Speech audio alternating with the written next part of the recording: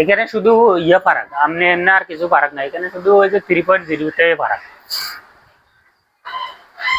আর এখানে একটা রিসেট লাগে, এই যে রিসেট লাইন, এখানে একটা যে এটা হচ্ছে রিসেট লাইন, এটা হচ্ছে আইএনটি লাইন, এটা হচ্ছে মিশোমশি মানে ডাটা ক্লক আর কি।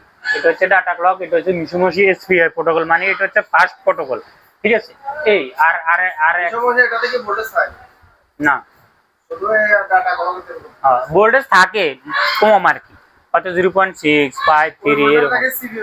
হ্যাঁ হ্যাঁ তাই একটু জুম আউট করেন, কানেক্টর যান, এই যে এখানে জুম করেন, এখানে কয়টা লাইন টোটাল দেখেন, কয়টা লাইন, 7টা। এই 7টা, এটা হচ্ছে বিআই 1.8 পাওয়ার আইসি থেকে আইয়ে, এটা রিসেট লাইন সিপিইউ থেকে আইয়ে এটা রিসেট করে বারবার। আর রিসেটের মধ্যে 1.8 ভোল্টেজ পাবেন, ডাটার মধ্যে 1.8 ভোল্টেজ পাবেন, ক্লকের মধ্যে ভোল্টেজ পাবেন, আইএনটির মধ্যে পাইতে পারেন। আর এই দুইটা কম, কথা বুঝে আছে। তো এগুলো আগে ফুল টেস্টিং করবেন, ফুল টেস্টিং এর পরে এখানে সেট চালু করে ডিসপ্লে লাগাই, সেট চালু করে ডিসপ্লে খুলি, তারপর ভোল্টেজ চেক করবেন। আর নাহলে যদি কোনো পার্টসেল কানেক্ট হয় ওই পার্টসে চেক করবেন। ওইটা ডিসপ্লে লাগে আবার খুলিয়ে তারপর হ্যাঁ হ্যাঁ ডিসপ্লে লাগে চালু করতে হইব। এই শুধু দেখছেন এখানে এইটার মধ্যে কোনো 3.0 ভোল্টেজ নাই।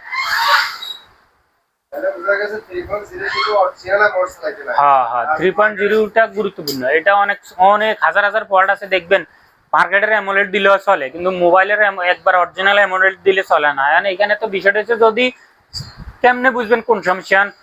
আমার কথা হইলো, প্রশ্ন হলো টেকনিশিয়ানকে প্রশ্ন আর কি, যে এখানে যদি মোবাইলের সমস্যা হয় মার্কেটেরটা তো চলতো না, আবার যদি ডিসপ্লের সমস্যা হয় তাহলে তো অন্য মোবাইলে চলতো না।